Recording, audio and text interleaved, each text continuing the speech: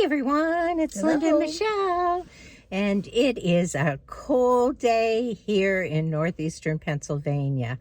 We had some 80-degree weather just a day or two ago, and now we are going into the deep freeze. Yeah, it went down really quick because it's like, whoa, overnight all the leaves fell off my maple tree. Almost all at the same time. The freeze just hit them.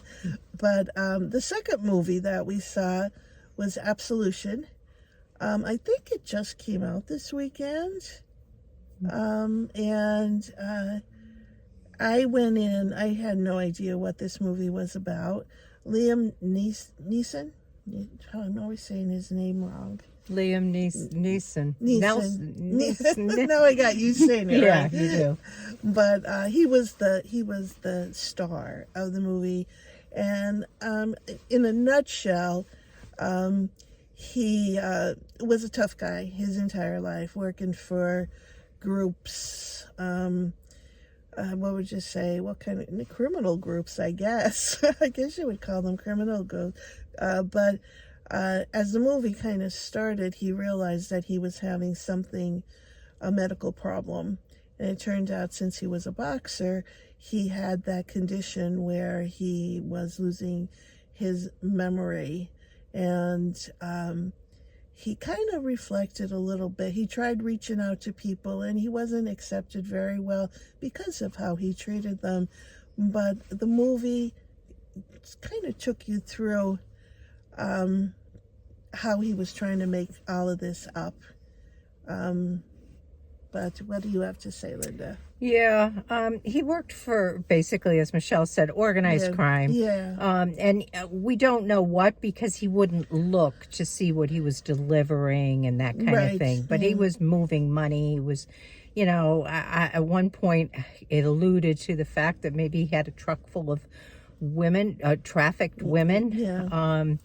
But the premise is that he develops CTE from, which is a traumatic brain condition, brain injury condition that results from football players or boxing or that kind of thing, from repeated head injuries and repeated concussions. And he starts to lose his memory. And he reaches out to his daughter, who really wants nothing to do with him because she has not seen him in a long time and doesn't like his life. Yeah, his right, and well, he had a son too, who he couldn't even remember what had happened to his son because his memory was fading. He was trying to keep on top of things by writing names down in this little book because he couldn't remember who he was going to see. Yeah. But as he reached what he kind of felt, I would think, it was hitting him really hard, and he was even becoming a little bit violent at times. He seeks this absolution, mainly, I think, with his daughter. Yeah, he had met a woman in the bar one night, and she kind of helped him through some of this. He helped her through some of that. Yeah. He found out he had a grandson that he kind of tried to connect with.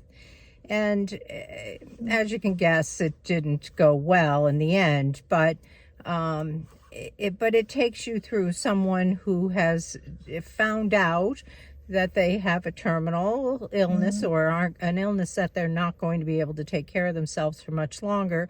And they try to, make it right connect. For himself. A little bit too. And he does a lot to make it right. Yeah, he does. Even the like you said, the trafficking that was going on, he found a way to work around that. Yeah. But it's a movie. I went in thinking this was not going to be. First of all, I have a friend who wouldn't go see it at all because she said that all Liam Neeson movies are violent. That's true.